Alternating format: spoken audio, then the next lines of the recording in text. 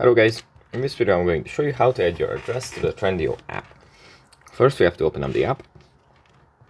Here it opens up in the home menu. From here we just go into the account menu. And then it opens up like this, so we have to scroll down, and under the account section we find addresses.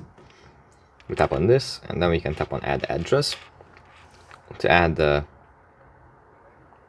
our address where we would like to have stuff delivered to.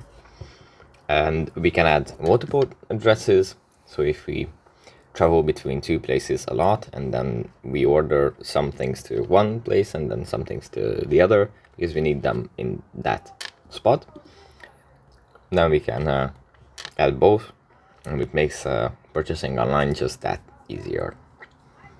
And yeah, that's basically how you do it. I hope it was helpful for you guys, and I'll see you in the next one. Bye.